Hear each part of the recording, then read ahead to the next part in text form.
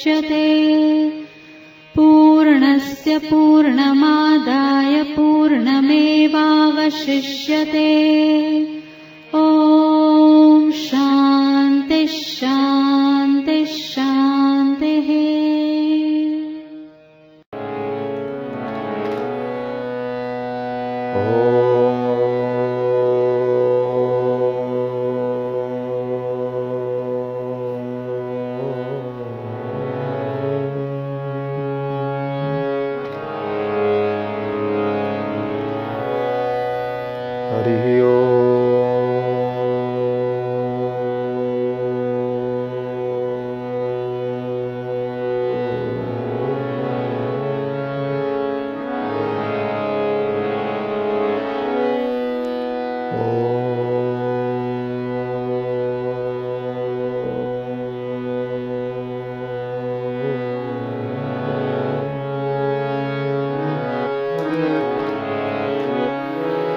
नमस्ते रुद्रमन्यव उतोत इखवे नमः। ओम शांति शांति शांति। भद्रं नो अपि वातयमनः। ओम शांति शांति शांति। आनन्दमानन्दकरं प्रसन्नं ज्ञानस्वरूपं निजभावयुक्तं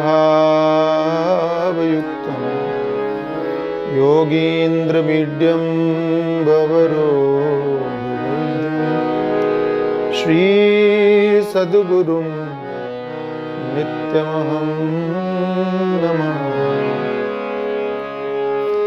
देवी प्रपन्नार्तिहरे प्रसीद प्रसीद मातर्जगतोऽखिलस्य प्रसीद विश्वेश्वरि पाहि विश्वं त्वमीश्वरी देवी चराचरस्य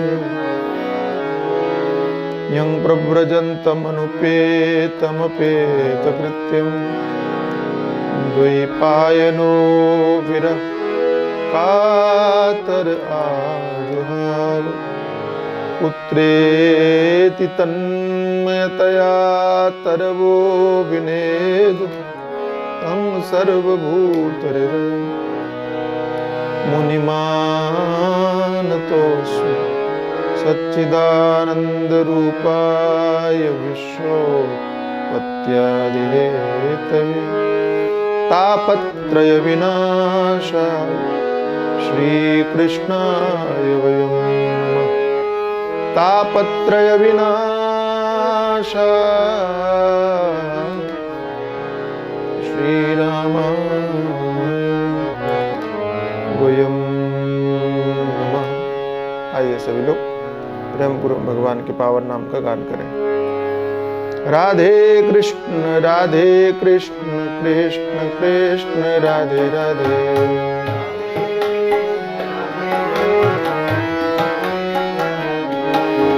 राधे श्याम श्याम श्याम राधे राधे।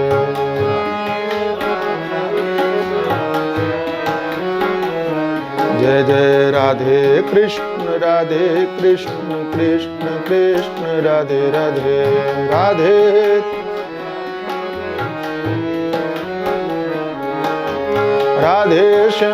राधे श्याम श्याम श्याम राधे राधे।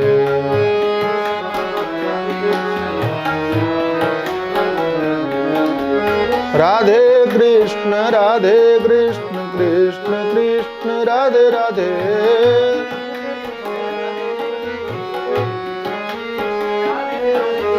राधे श्याम श्याम श्याम राधे राधे।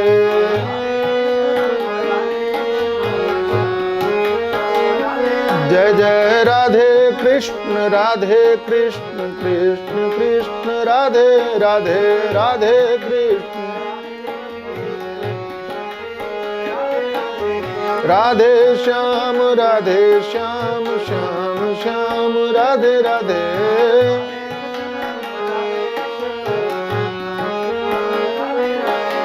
राधे कृष्ण कृष्ण कृष्ण राधे राधे राधे कृष्ण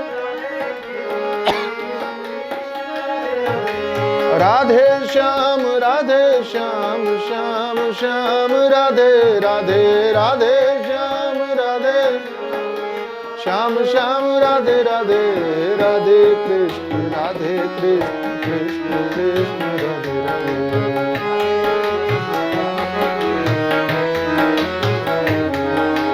राधे राधे श्याम श्याम श्याम राधे राधे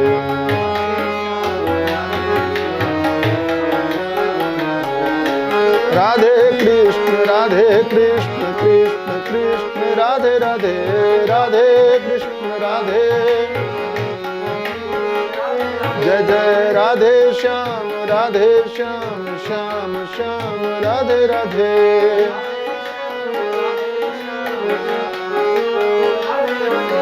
राधे कृष्ण कृष्ण राधे राधे राधे कृष्ण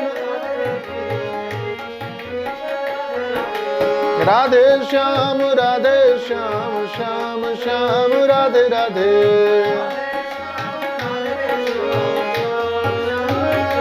जय हो राधे कृष्ण कृष्ण राधे राधे राधे राधे श्याम श्याम राधे राधे श्याम राधे राधे राधे कृष्ण कृष्ण राधे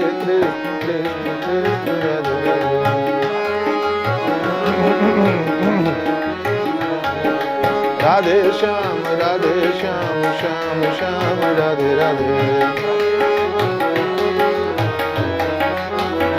जय जय राधे कृष्ण कृष्ण राधे राधे राधे कृष्ण राधे श्याम श्याम राधे राधे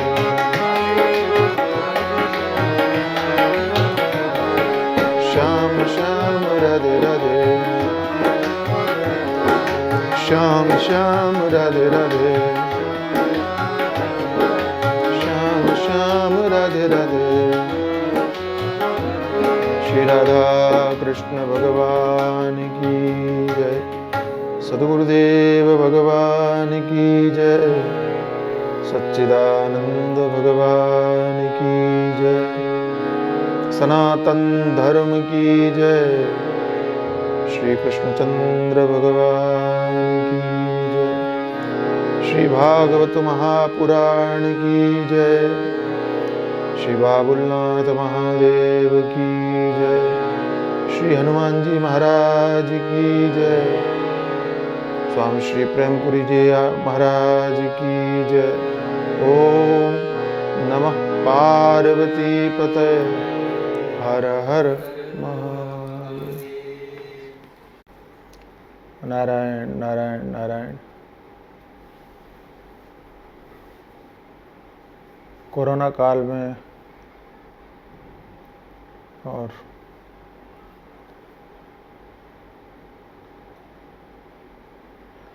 YouTube के माध्यम से हम लोग सत्संग में जुड़े हैं। ब्रह्मपुरी के ट्रस्टियों को बहुत बहुत धन्यवाद। लेकिन उस कोविड से बचाव के लिए हमने भी आज वैक्सीन लगवाई है, तो थोड़ा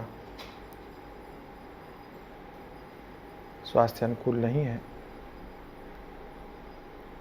फिर भी वो संकल्प 15 दिन का था, उसको पूरा करने के लिए प्रयत्नशील हैं। आइए सुदामा चरित्र के विषय में चर्चा करते हैं।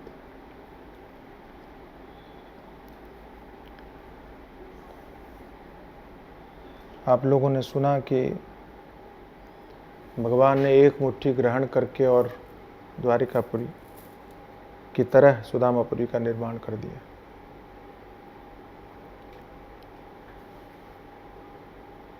लेकिन इसमें बहुत एक महत्वपूर्ण विचार कहिए या समझने की बात कहिए,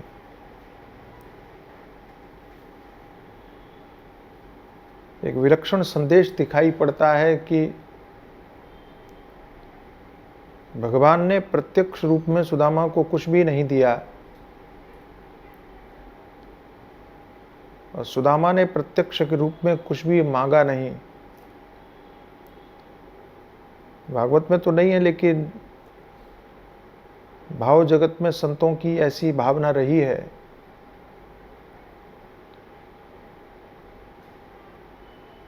भागवत में तो उल्लेख नहीं है, लेकिन ऐसा तो नहीं होगा कि सुदामा गए होंगे और उनको भोजन भी न करवाया हो। जो भगवान उनके चरण पखार रहे हैं, जो भगवान उनकी आरती कर रहे हैं, जो भगवान उनकी पूजा कर रहे हैं, जो भगवान उनका सम्मान कर रहे हैं, वो भोजन नहीं करवाएं, ऐसा तो कैसे हो सकता है। स्नानादि के बाद निश्चित ही भोजन के लिए विराजमान हुए होंगे, बैठे होंगे, और जब भोजन के लिए बैठे तो 56 प्रकार के व्यंजन सोने चांदी के बर्तनों में सुदामा के सामने परोसे गए होंगे।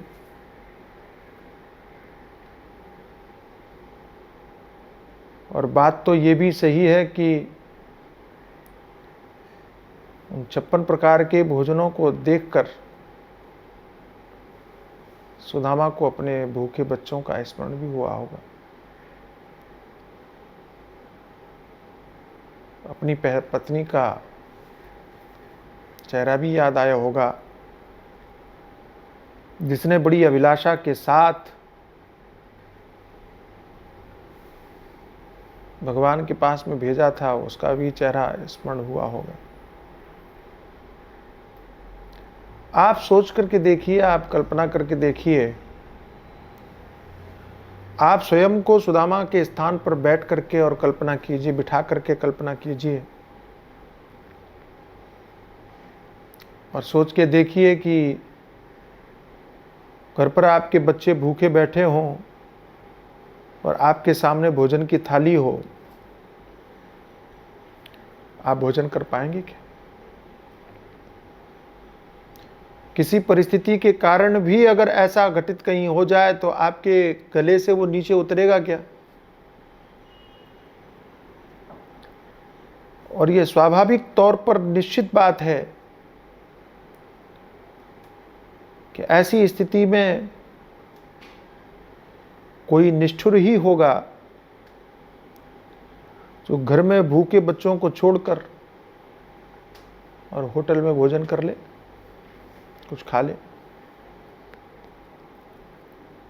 56 प्रकार के भोजन देख करके और सुदामा खाने के लिए टूट पड़े होंगे, बच्चों को भूल गए होंगे, परिवार को भूल गए होंगे। इतना हृदयवान व्यक्ति, भगवान की भक्ति के लिए, भगवान की निष्ठा के लिए समर्पित व्यक्ति ऐसा किया होगा, ऐसी कल्पना तो नहीं की जा सकती, ऐसा सोचा तो नहीं जा सकता।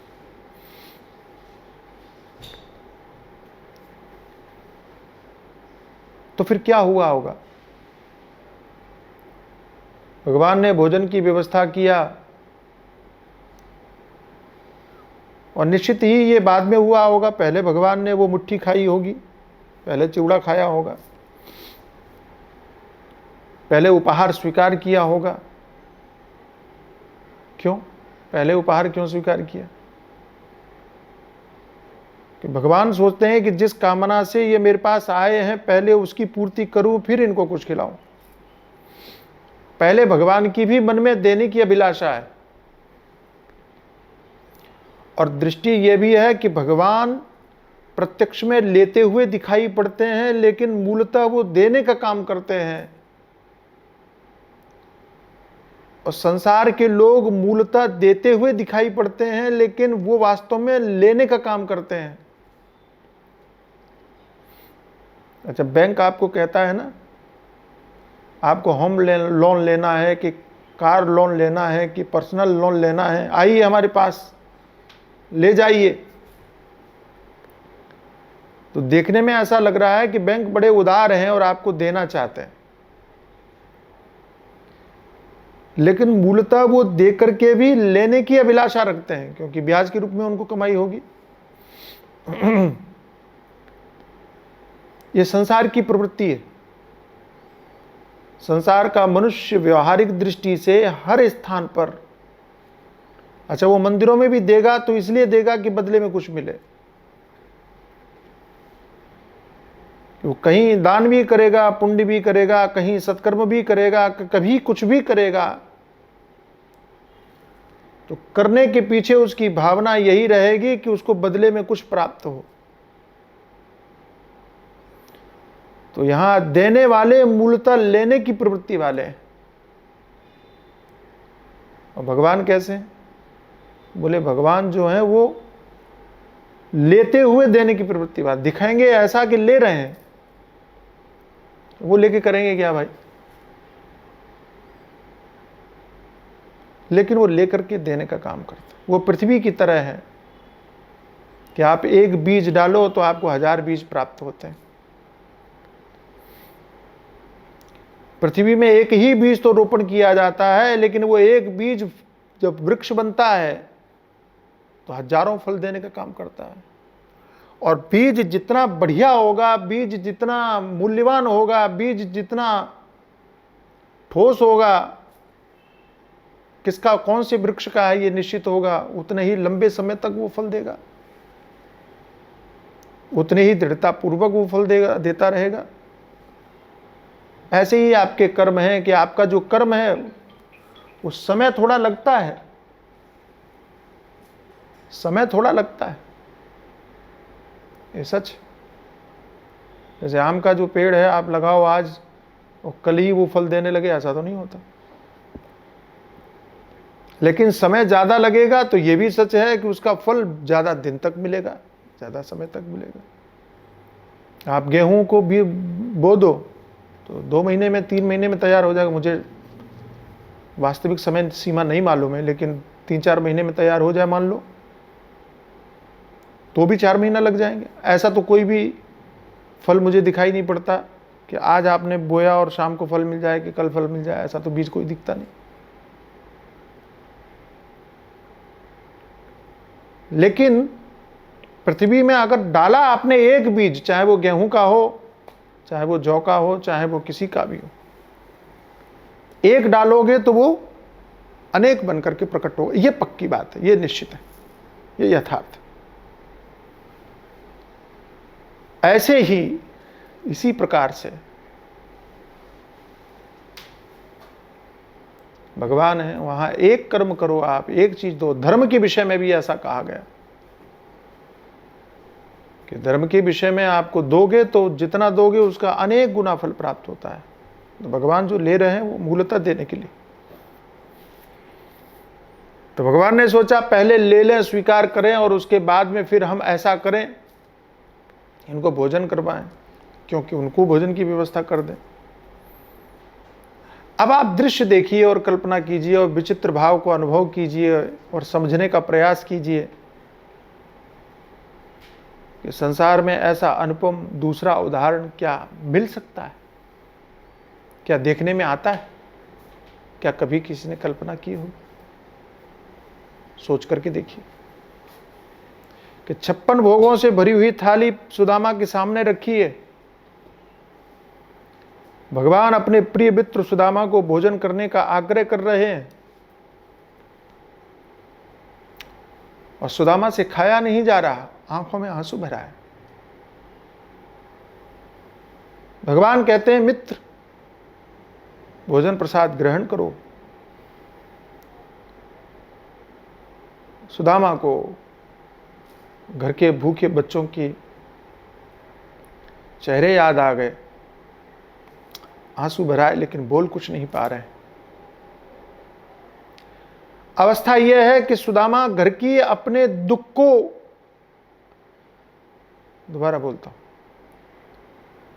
सुदामा अपने घर के दुखों को भगवान के सामने नहीं कह पा रहे, और भगवान ने जो सुदामा के घर पे कृपा किया, उस कृपा को भगवान भी नहीं कह पा रहे।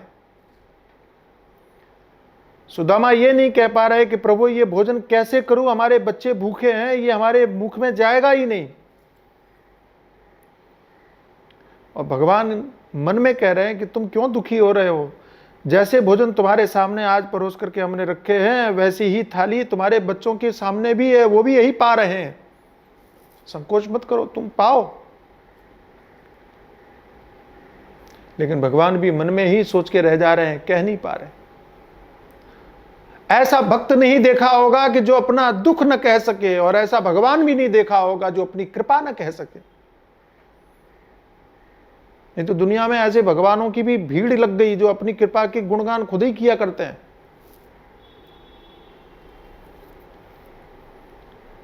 लेकिन ये विचित्र भगवान है, अद्भुत भगवान है कि अपनी कृपा को भी प्रकट नहीं कर रहे। क्यों? क्योंकि कृपा करेंगे, कह देंगे कि हमने ऐसा किया है, तो सुदामा के मन में लगेगा, कि दुनिया के मन में लगेगा। भगवान नहीं कह रहे, कुछ नहीं कह रहे। अच्छा, भगवान कहते भी नहीं है। वास्तव में जो भगवान होंगे वो कहेंगे भी नहीं, बोलेंगे भी नहीं। झूठे भगवानों का तो कोई हिसाब नहीं भाई, तो जो भी कर ले। और सुदामा को ही क्यों? दुनिया में जहां भी, जिसको भी, जितना भी, जैसा भी दिया है, किसने दिया? व्यक्ति अगर अपने मेहनत और पुरुषार्थ से ही प्राप्त कर पाता तो सब प्राप्त कर लेते। मिला तो भगवान से ही है, प्राप्त तो भगवान से ही हुआ है, पाया तो भगवान से ही है, दिया तो भगवान ने ही है। और कम से कम हम और आप आस्तिक लोग जो धर्म से जुड़े हैं, जो सत्संग से जुड़े हैं, प्रेमपुरी से जुड़े हैं, कम से कम वे तो यही मानते हैं कि भगवान ने ही सब कुछ दिया। अब आप सोचो, भगवान ने सब कुछ दिया तो क्या भगवान ने कभी आकर के आपसे कहा कि मैंने तुम्हारे ऊपर इतनी कृपा करके इतना दिया? सपने में भी आके कहा। हम लोग भले ही चिल्ला चिल्ला करके बोलें कि हमने भगवान के लिए किया, हमने धर्म के लिए किया, हमने पुण्य के लिए किया, हमने दान के लिए ये किया, हमने इतना दिया, हमने उतना दिया। हमारे एक कथा होती थी, एक बार एक गांव में कथा करने को, वहाँ एक आदमी आया, 10 रुपये चढ़ा के पूरी दिखाता दुनिया को, देखो वो मैं चढ़ा रहा हूँ, सबको दिखा के फिर चढ़ाया। बात 10 रुपये, 1000 रुपये, लाख रुपये, करोड़ रुपए की नहीं है, बात प्रवृत्ति की है। अच्छा, दिखाना नहीं चाहिए, दिखाना चाहिए, मैं इसके पक्ष में भी हूँ। आप दिखाते हो तो दूसरों को प्रेरणा मिलती है, ये भी एक बात है। इसलिए हमारे यहाँ यश और धर्म के रूप में 2 आचरणों की व्याख्या है। अपने कमाई हुई राशि में से कुछ काम, कुछ दान ऐसा करो, कुछ धर्म ऐसा करो कि वो किसी को पता न चले, और कुछ धर्म, कुछ दान ऐसा करो कि जो सबको पता चले। तो जो किसी को पता नहीं चलेगा वो आपके काम आएगा, जो सबको पता चलेगा वो दूसरों की प्रेरणा के काम आएगा। उसका भी फल आपको मिलेगा, ऐसा नहीं, लेकिन यश के रूप में प्राप्त होगा और दूसरों को प्रेरणा के काम आएगा। ये विभाजन हमारे शास्त्रों ने, हमारे ऋषियों ने, हमारे महात्माओं ने विभाजन करके रखा है। लेकिन ये भगवान तो विचित्र है भाई। सुदामा से कहा नहीं जा रहा है, भगवान से भी नहीं कहा जा रहा, ना भक्त कह पा रहा है अपनी समस्या, ना भगवान कह पा रहे हैं अपना समाधान। भगवान अपने समाधान में चुप हैं और भक्त अपनी समस्या में चुप है। क्या स्थिति हुई होगी, आप कल्पना करके देखो। किस विकट स्थिति का सामना किया होगा सुदामा ने और भगवान ने। और मैं ऐसा मानता हूं कि अंततो गत्वा सुदामा से वो खाया नहीं गया होगा। भगवान तो जानते सब हैं, अंतर्यामी है। वे ये भी जानते हैं कि सुदामा क्यों नहीं खा रहे, फिर भी नहीं बोल पाए। सुदामा ने कुछ न कुछ बहाना ही बनाया होगा। शायद यही कहा हो कि मैं तो गरीब ब्राह्मण हूं, अपने जीवन में ऐसे व्यंजन कभी देखे नहीं महाराज,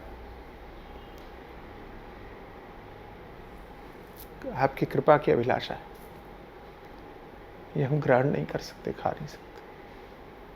ऐसा ही कुछ कह करके टालने का प्रयास किया होगा संभवतः।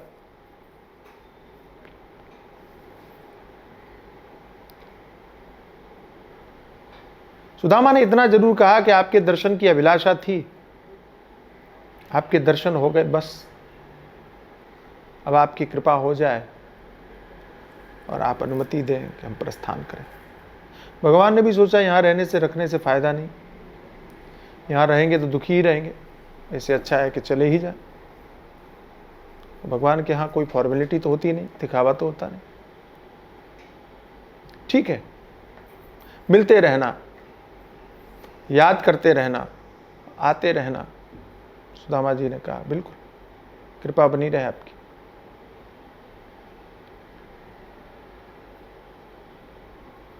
और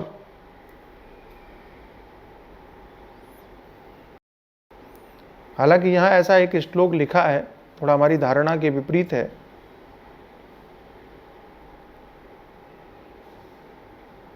कि ब्राह्मणस्ताम तो रजनीम उषित्ता अच्युत मंदिरे मुक्त्वा पीत्वा सुखम मेने आत्मानं स्वर्गतम यथा। ब्राह्मण देवता उसी महल में रात में रुके, वहां रहे, खाया पिया, ऐसा अनुभव किया मानो बैकुंठ में है, ऐसा। लेकिन एक अवस्था में जब आप सोचते हैं कि कैसे खाया पिया होगा, कि जब बच्चे भूखे हैं, कि पत्नी भूखी है, तो एक अलग अनुभव होता है। या भगवान ने ऐसी कृपा कर दी, उनकी बुद्धि में विभ्रम हुआ हो, कुछ समझ में ना आया हो, या कृपा से ही ऐसा अनुभव हो गया हो कि सब अपने जैसा उनको दिख रहा हो, ये बात अलग। जाने की जब बात हुई तब फिर भगवान ने कहा कि ठीक है, आप प्रस्थान कीजिए।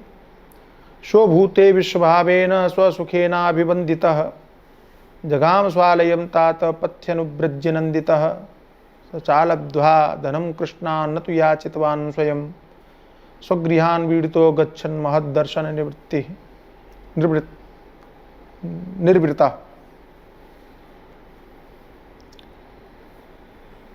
भगवान सुखदेव कथा सुनाते हुए महाराजा परीक्षित कहते हैं कि महाराज, प्रत्यक्ष रूप में तो भगवान से सुदामा जी को कुछ भी प्राप्त नहीं हुआ, कुछ भी नहीं मिला।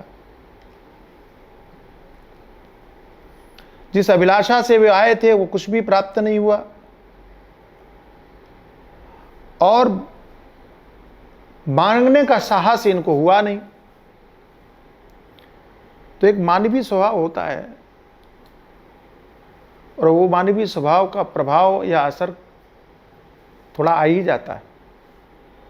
अच्छा, मैं हमेशा कहता हूं कि चाहे काम हो, चाहे क्रोध हो, चाहे लोभ हो, ये जो प्रवृत्तियां हैं ना, ये स्वाभाविक प्रवृत्तियां हैं, ये आपने बनाई नहीं है।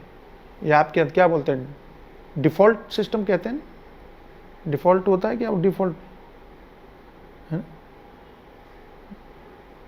तो आपकी निर्मिति के साथ में ये प्रवृत्तियां होती हैं। कोई आदमी काम का निर्माण नहीं करता है अपने अंदर, कोई आदमी क्रोध का निर्माण नहीं करता है, कोई आदमी लोभ का निर्माण सबके अंदर में होता है। लेकिन उन प्रवृत्तियों पर आपका कंट्रोल कितना है, ये आपको साधक बनाता है, कि आपको संत बनाता है, कि आपको सिद्ध बनाता है। प्रवृत्तियां सबके मन में आती हैं, सबके अंदर में प्रकट होती हैं, लेकिन उन प्रवृत्तियों पर रोक जो लगाने की कला है, ये साधक, संत और सिद्ध को तय करती है। सुदामा महान है, इसलिए प्रवृत्ति आई तो उनके मन में भी कि अरे प्रत्यक्ष में दिया नहीं। अच्छा, प्रवृत्ति भी आई क्यों, आने के पीछे भी धारणा यह है कि पत्नी ने तो बड़ी प्रशंसा की थी कि भगवान बड़े महान हैं, आपके मित्र हमने सुना है, और हमने सुना है ननु ब्रह्मन् भगवतः सखा साक्षात् श्रियः पतिः ब्रह्मण्यस्य शरण्यस्य भगवान सातु तर्षभ। कि भगवान बड़े लक्ष्मीपति हैं, ब्राह्मणों के भक्त हैं, शरणागत रक्षक हैं, आदि आदि। और ये अभिलाषा भी थी उनकी कि जब आप जाओगे तो वो आपकी अवस्था को देख के कुछ न कुछ आपको दे ही देंगे, मांगने की आवश्यकता ही नहीं पड़ेगी। यहां तो उल्टा हो गया,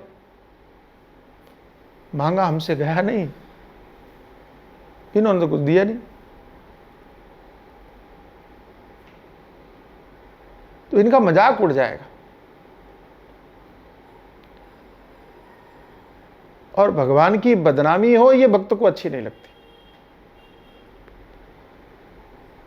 तो भगत गाता है कि इसमें मेरी हंसी नहीं तेरी हंसी है।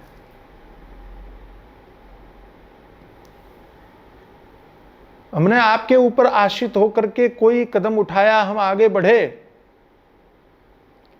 उसमें सफलता नहीं मिली तो हमारी थोड़ी हंसी है, इसमें तो आपका मजाक उड़ेगा, आपकी हंसी उड़ेगी। अच्छा, द्रौपदी की साड़ी अगर खिंच जाती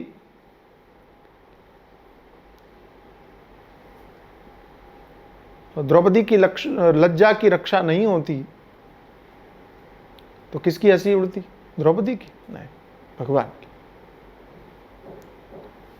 कि जितने भी हम भक्तों के कथानक सुनते हैं वहां पर अगर उनका जीवन बचता नहीं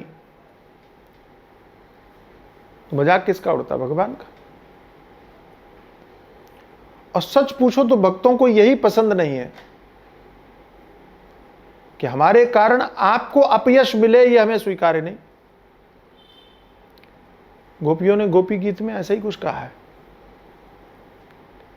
भाव बड़ा प्यारा है वहां। ये गोपियां भगवान से कहती हैं कि प्रभु आप आ जाइए, प्रकट हो जाइए, बार बार यही दोहराती। और भगवान ने कहा कि हम नहीं आएंगे तो? बोले हम मर जाएंगे। तो मरने से डर लगता है? बोले नहीं। तो आप इतना बता दीजिए कि आपने जब तृणावर्त आया तो हमें क्यों बचाया,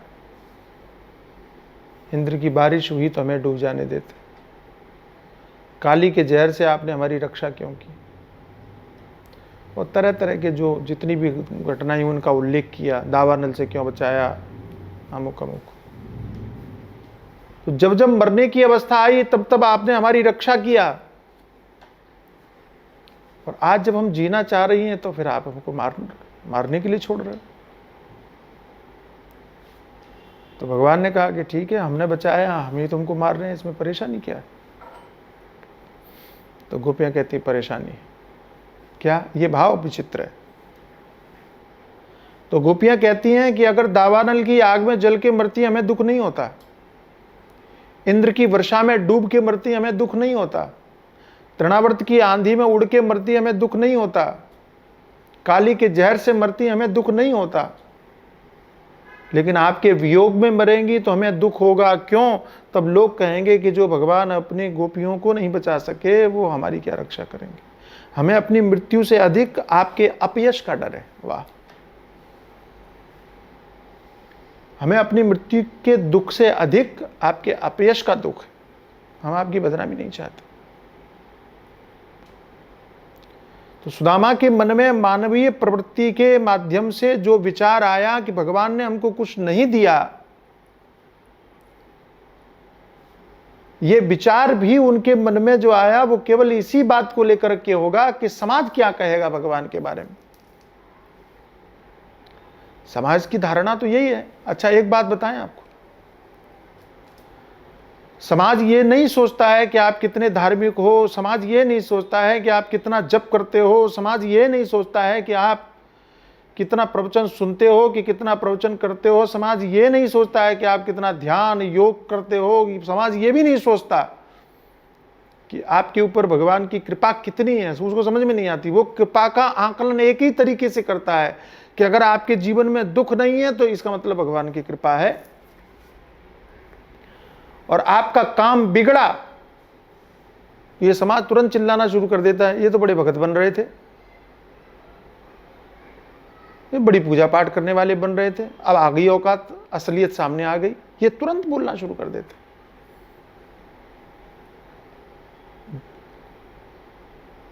और इसी स्थिति में भगवान का भी अपयश सम्मिलित हो जाता है। इन्हीं विचारों से सुदामा के मन में भी बात आई होगी। लेकिन अद्भुत है सुदामा भी कि जैसे ही विचार आया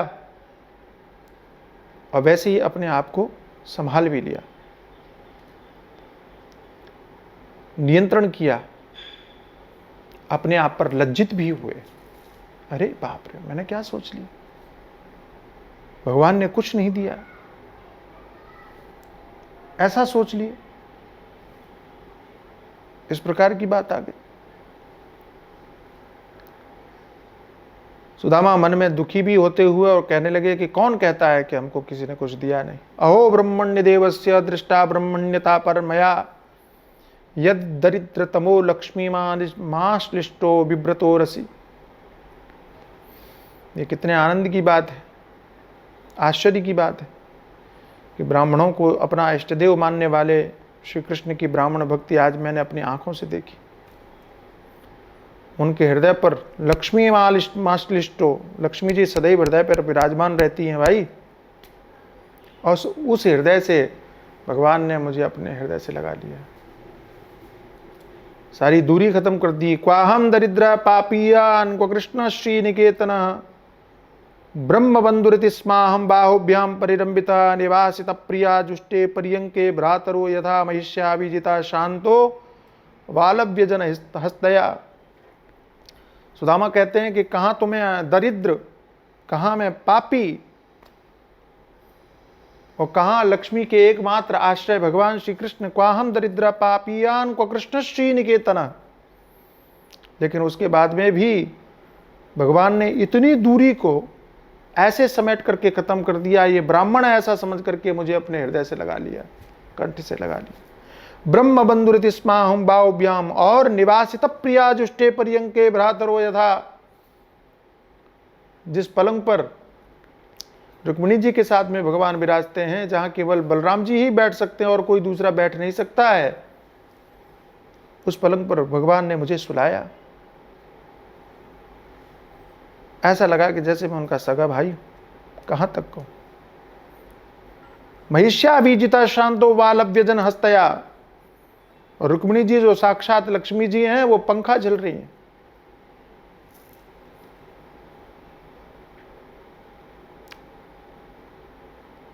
अब ये विचार करो, एक व्यक्ति सोचता है कि सुदामा को धन नहीं मिला, सुदामा कहते हैं छोड़ो भाई, जो हमको मिला वो किसी को नहीं मिला। अब आप ये विचार करो कि आपको चाहिए क्या, आपको धन चाहिए कि सम्मान चाहिए। तो मूलतः जो हम अभिलाषा प्राप्त करते हैं वो धन की ही करते हैं। लेकिन हम ये आपको बताएं कि अपमानजनक स्थिति में धन भी आपको स्वीकार नहीं होगा। जब तक धन का अभाव है तब तक आप ये सोचते हो कि भाई 4 गालियां खा के भी मिले पैसा तो क्या परेशानी है, लाओ दे ही दो। लेकिन रोज रोज ऐसा अगर इस कंडीशन का सामना आपको करना पड़े, आप ठोकर मार के चले जाओगे। हो सकता है कि कुछ समय की परेशानियों को झेलते हुए आप स्वीकार कर लो कि ठीक है भाई, आप रोज हमको गालियां देते रहना, आप अपमान करते रहना, लेकिन पैसा दे दो आप। तो 2-4 दिन झेल लोगे। लेकिन जैसे ही आपको लगेगा कि ये तो आती हो रही है, ठोकर मार के चले जाओगे। आपको सम्मान चाहिए। मैं कई बार कहता हूँ, कई बार, कि प्रेम पूर्वक आपको कोई अपने घर पे लेके जाए और सूखी रोटी और सब्जी या नमक रोटी खिलाए, लेकिन प्रेम से खिलाए, अनुराग से खिलाए, हृदय से खिलाए, वो आपको स्वीकार होगा कि गालियां देते हुए, अपमान करते हुए और लोगों के बीच में लज्जित करते हुए, और आपको कोई पकवान खिलाए, आपको कोई रसगुल्ले खिलाए, आपको कोई मिठाइयों का भोग लगवाए, वो आपको स्वीकार होगा। आप ठोकर मार देंगे, बोले लेके जा, तेरा नहीं चाहिए भाई। लेकिन सम्मान पूर्वक कुछ भी दिया जाए आप स्वीकार करते हैं। ये सामान्य व्यक्ति की भी बात है, सम्मान को महत्व देता है। सुदामा कहते हैं हमें तो इतना सम्मान मिला कि जिसकी कोई तुलना नहीं। स्वयं लक्ष्मीपति भगवान हमको दौड़े दौड़े आए, हृदय से लगा लिया। स्वयं भगवान की पटरानी लक्ष्मी स्वरूपा श्री रुक्मिणी जी हमको पंखा झल रही, भगवान हमारे पांव दबा रहे हैं। शुश्रूषया परमया पाद संवाहनादि भी पूजितो देवदेवेन विप्रदेवेन देववत् स्वर्गापवर्गयोः पुंसाम रसायाम भुवि संपदाम सर्वासामपि सिद्धीनाम मूलम तच्चरणार्चनम। वो देवताओं के आराध्य देव हो करके भी भगवान ब्राह्मणों को अपना इष्ट देव मानते हैं, और उन्होंने हमारा पांव दबाया, हमारी सेवा की, शुश्रूषा की, है ना। और स्वर्ग मोक्ष पृथ्वी रसातल इसकी सारी संपत्ति, योगियों की सिद्धि उनके पैरों की धूल के बराबरी भी नहीं है। मूलम तच्चरणार्चनम। फिर भी अधनो वयम धनम प्राप्य माद्यन्नुच्चैन माम स्मरेत इति कारुणिको नूनम धनम मे भूरि नाददात। फिर भी भगवान ने यह सोचकर मुझे थोड़ा भी धन नहीं दिया। क्यों नहीं दिया भगवान ने? देखो अपने मन को समझा लिया। इति कारुणिको नूनम, ये भगवान की करुणा है कि उन्होंने मुझे धन नहीं दिया।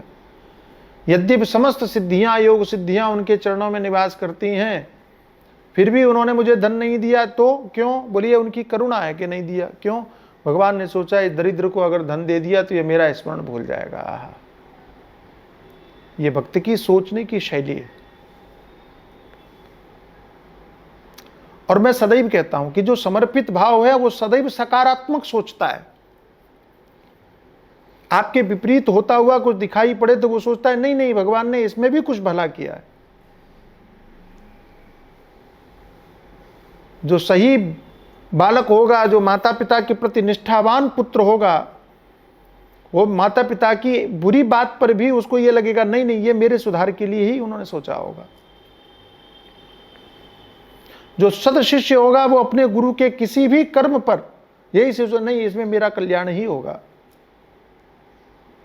वो कभी ये भावना नहीं करेगा कि अरे इन्होंने ऐसा क्यों किया, उनकी हिम्मत ऐसे कैसे, अच्छा ठीक है छोड़ो। कितनी बढ़िया बात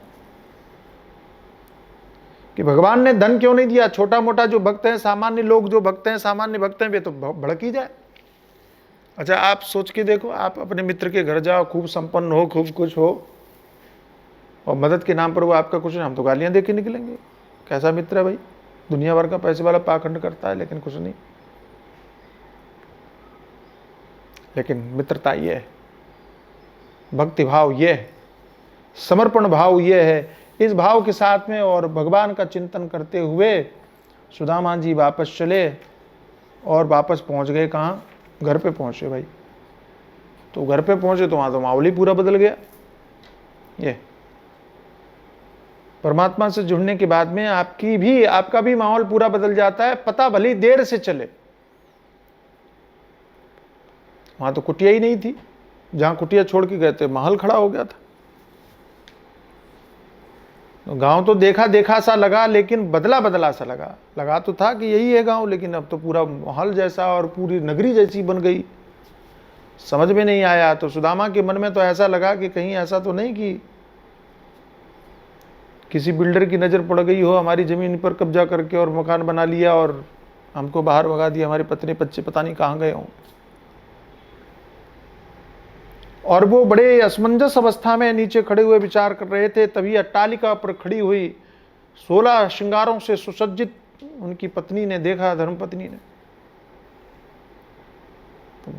आई और सुशीला देवी ने बड़े प्रेम से, पतिदेव पधारिए, स्वागत है, ये आपका ही घर है।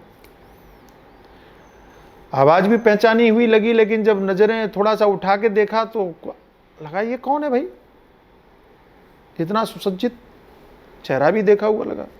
आप संकोच मत कीजिए, मैं आपकी धर्मपत्नी हूं, सुशीला मेरा नाम। ये कैसे? सुशीला ने कहा महाराज जिनके पास आप गए थे उन्हीं की लीला है, उन्हीं की कृपा है। सुदामा की आंखों से आंसू निकले। ये भगवान भी कैसे, क्या खेल खेलते, अपने मुंह से एक बार भी नहीं कहा। हमने तो यहां तक सुना है कि भगवान जाने लगे तो भगवान ने उनकी पटी हुई धोती भी वापस लौटा दी, अपनी दी हुई धोती भी वापस ले ली, ऐसा सुना है मैंने।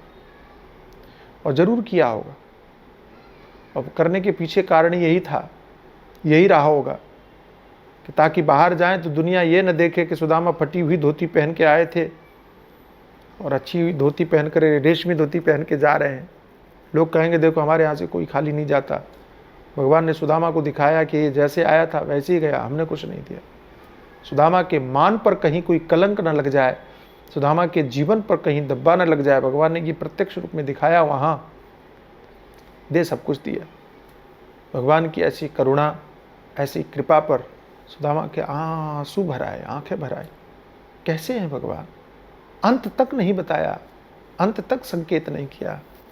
भगवान को याद किया, स्मरण किया, धन्यवाद दिया। और बार बार प्रभु सच पूछो तो हमें ये चाहिए ही नहीं था, हमारे मन में तो ये अभिलाषा थी ही नहीं, इन लोगों की ये अभिलाषा थी, इनकी बात थी।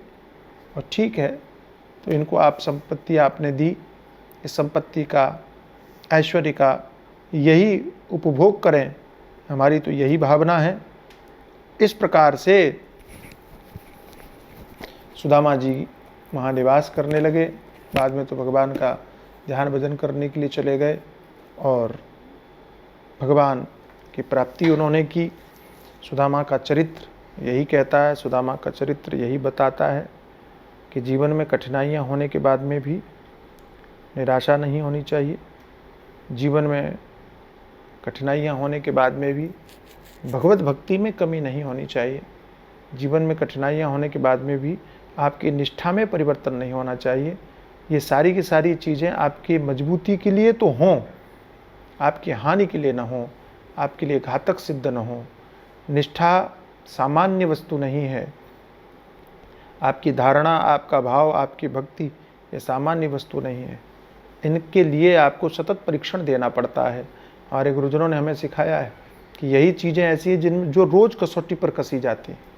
ऐसा नहीं कि आपने एक बार अपनी बात साबित कर दी तो दूसरी बार आप सही ही सिद्ध होंगे, ये आवश्यक नहीं है। और इनकी परीक्षा आपको सदैव देनी पड़ती है। आप देखो, आप जब कहीं दरवाजे में जाते हो ना, तो ऐसे होटल हैं आजकल और ऐसे सिक्योरिटी की दृष्टि से कि आपको सोसाइटियों में भी हो गया है कि आपको अंगूठे का निशान लगाना पड़ेगा तब दरवाज़ा खुलेगा, है ना। तो आप कहो कि एक बार आपने अंगूठा लगा दिया और अंदर आ गए, तो दूसरी बार दरवाज़ा बंद हो गया तो दूसरी बार अंगूठा लगाने की जरूरत क्या है ना। आप जितनी बार जाओगे आपको उतनी बार आपके फ़ोन में लॉक हो गया तो खोलने के लिए क्या करना पड़ेगा, आपको अंगूठा का लगाना पड़ेगा। आपको एक बार लगा दिया, दोबारा की क्या ज़रूरत है? बोले नहीं, वो हर बार पासवर्ड मांगेगा तभी वो खुलेगा। ऐसे ही ये जो निष्ठा है ना, निष्ठा हर बार आपसे पासवर्ड मांगती है, हर बार आपसे प्रमाण मांगती है। ये निष्ठा को प्रमाणित करने के लिए आपको क्षण क्षण परीक्षा देनी पड़ेगी, प्रत्येक समय प्रति परीक्षा। अच्छा, आप कभी ऐसा होता है क्या कि आप फ़ोन लेकर के बैठे हो, खोलने के लिए गए और मालूम पड़ा कि वो तो लॉक हो गया, और दूसरी बार जब गए फिर लॉक हो गया तो उठा के पटक दिया, अरे अभी तो दिया था परीक्षण, अभी तो दिया था थम्स, और उसके बाद में फिर लॉक, बेकार फ़ोन है, हटाओ इसको। ऐसा करते हैं आप? नहीं करते। आप चिढ़ते हैं फ़ोन के साथ? नहीं चिढ़ते। तब आपको लगता है कि नहीं, ये हमारी सिक्योरिटी के लिए है, हमारी सुरक्षा के लिए है, ऐसा ही होना चाहिए हर बार इसको। अच्छा, फ़ोन वो अच्छा नहीं माना जाता जो एक बार खुल जाए और दोबारा देखने जाए तो फिर न खुले, वो तो गलत है। जो बार बार लॉक हो जाए वही फ़ोन हम अच्छा मानते हैं। ऐसे ही जो हमको समझना चाहिए कि जो हमारी निष्ठा का सदैव परीक्षण करता रहे वही सही है। परीक्षण करता रहे, धोखा न दे, परीक्षण करता रहे, वही सही है। उसको ये समझना चाहिए कि हमारी सिक्योरिटी की दृष्टि से अच्छा है, वो हमें समझ रहा है, वो जान रहा है। इस प्रकार की भावना होनी चाहिए। ऐसी भावना से अगर हम जुड़ते हैं तो निश्चित ही हमारा कल्याण है। मैं बहुत धन्यवाद दूंगा हमारे गिरीश भाई ड्रेसवाला को, जिन्होंने कोरोना काल में और प्रेमपुरी के इस YouTube चैनल के माध्यम से प्रातः प्रवचन में सुदामा चरित्र का विषय रखा और उसके माध्यम से लोगों के साथ में संवाद करने का हमको अवसर प्राप्त हुआ। समय तो बड़ा भीषण चल रहा था, लेकिन फिर भी प्रयास किया, बहुत दिनों से कोशिश कर रहे थे, लेकिन इस बार गिरीश भाई ने कहा कि नहीं, करना ही है, तो हमने कहा ठीक है, करते ही हैं। तो 15 दिन किया, लेकिन अभी वैक्सीन लगवा लिया तो थोड़ा सा शरीर अस्वस्थ अनुभव कर रहा है, इसलिए बहुत अधिक तो नहीं बोल रहा हूँ फिर भी। और 15 दिन का ये सुंदर समय आज पूर्ण हो रहा है और हम बहुत बहुत प्रेमपुरी के सभी श्रोताओं को धन्यवाद देते हैं। हमारे सभी ट्रस्टियों को, चाहे हमारे दैया जी हों, चाहे हमारे गिरीश भाई हों, हमारे राजेश वेद हों, प्रकाश भाई मेहता हों और अन्य जो ट्रस्टीगण हैं, उन सभी को साधुवाद, बहुत बहुत धन्यवाद।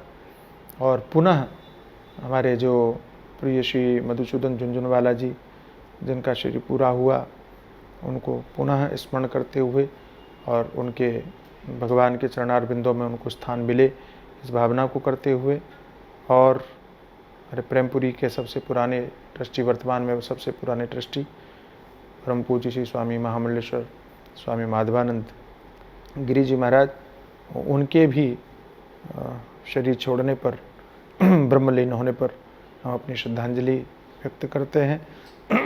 और आज 15 अगस्त है और सबसे बड़ी बात है कि भारतवर्ष और 75वीं यानी कि अपने अमृत महोत्सव वर्ष का आरंभ कर रहा है।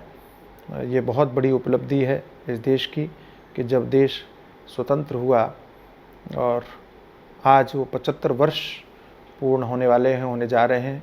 इस उपलक्ष्य में हमारी केंद्र सरकार और विभिन्न सरकारें, राज्य सरकारें भी अनेक कार्यक्रम करेंगी।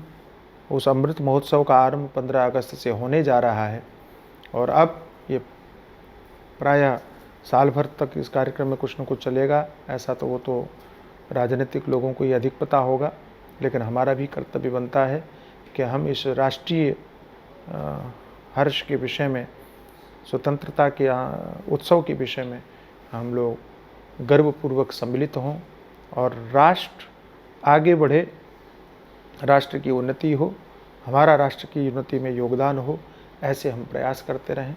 हम सभी को बहुत बहुत बधाई और धन्यवाद देते हैं।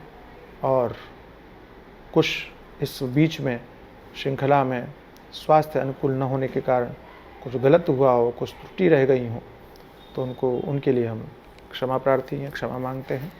और हमारे जो टीम है, हमारे देव भाई ने बहुत परिश्रम किया, हमारे अमोघ भाई ने मेहनत किया, उन सभी ने जो परिश्रम करके और इसको तैयार करने में जो भूमिका का निर्वाह किया, उनको बहुत बहुत धन्यवाद और साधुवाद देते हैं।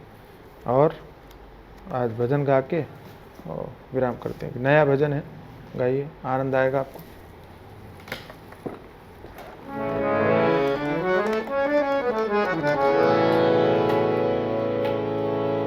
हे प्रभु मुझे बता दो, हे प्रभु मुझे बता दो, चरणों में कैसे आऊं। हे प्रभु मुझे बता दो, हे प्रभु मुझे बता दो, चरणों में कैसे आऊं। हे प्रभु मुझे बता दो, हे प्रभु मुझे बता दो, चरणों में कैसे आऊं।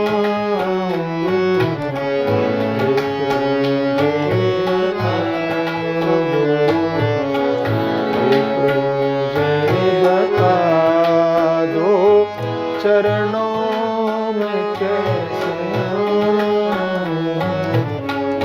माया के बंधनों से, माया के बंधनों से छुटकारा कैसे पाऊं।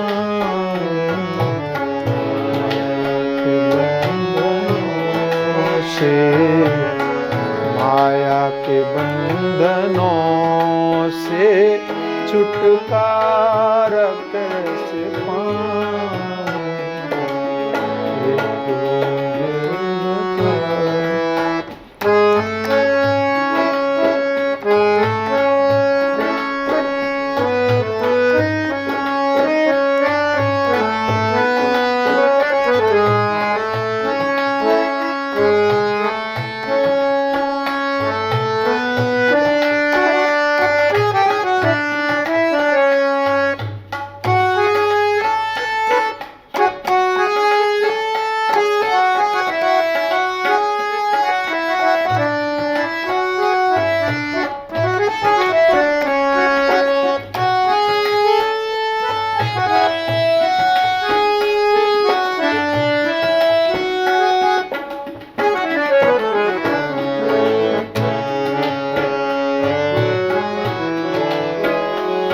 ना जानू कोई पूजन, अज्ञानी हूँ मैं भगवन।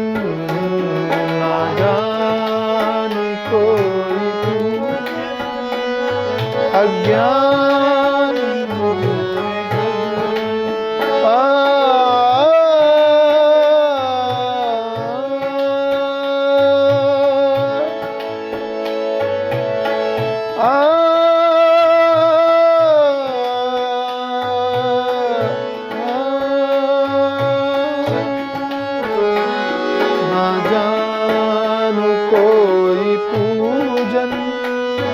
अज्ञानी हूँ मैं भगवन।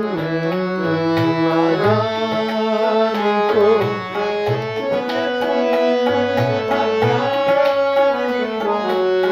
भगवन। करुणा करो कृपालु, करुणा करो कृपालु, बंधन से छूट जाऊं। करुणा करो कृपालु, करुणा करो कृपालु, बंधन से छूट जाऊं। हे प्रभु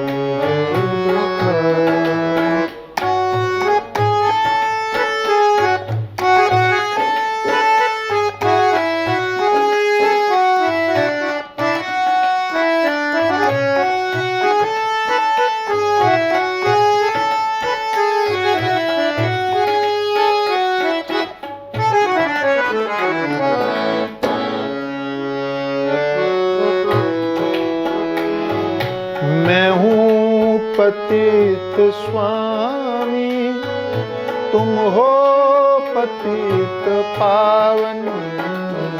मैं हूँ पतित स्वामी, स्वामी, स्वामी, स्वामी।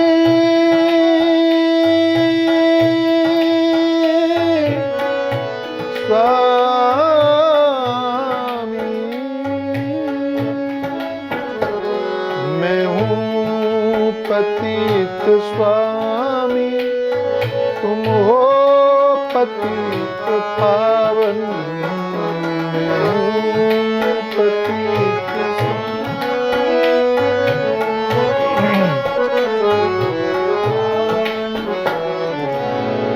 अवगुण भरा हृदय है, अवगुण भरा हृदय है, इसे कैसे मैं दिखाऊं। अवगुण भरा हृदय है, अवगुण भरा हृदय है, इसे कैसे मैं दिखाऊं।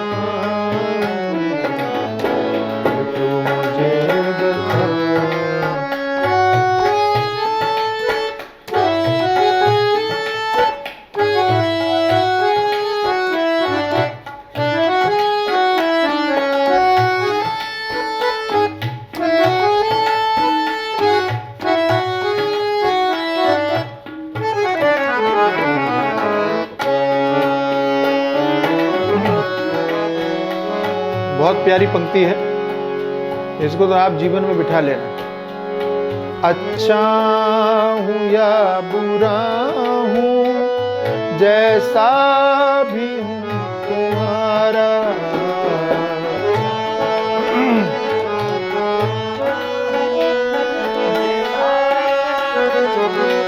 तुम्हारा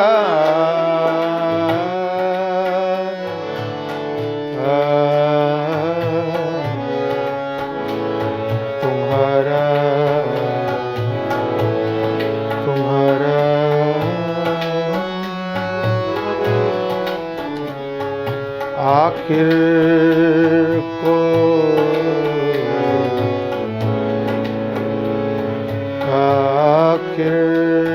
को हम हैं तेरे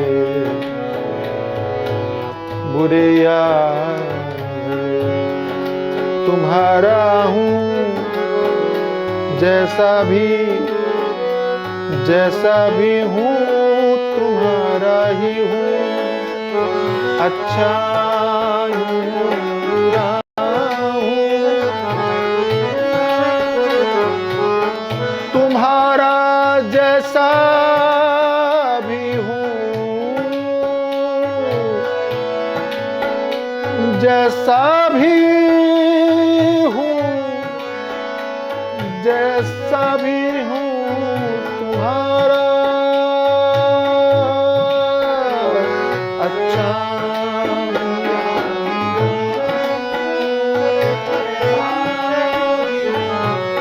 तुम्हारा अच्छा हूँ या बुरा हूँ, जैसा भी हूँ तुम्हारा अच्छा हूँ या बुरा,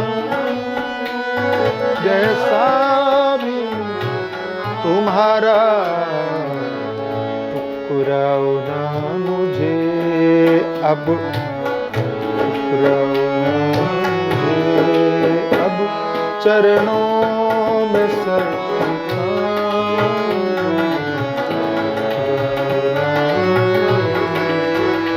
चरणों में सर हे प्रभु मुझे बता दो, हे प्रभु मुझे बता दो, चरणों में कैसे आऊं, मुझे बता दो, हे प्रभु मुझे बता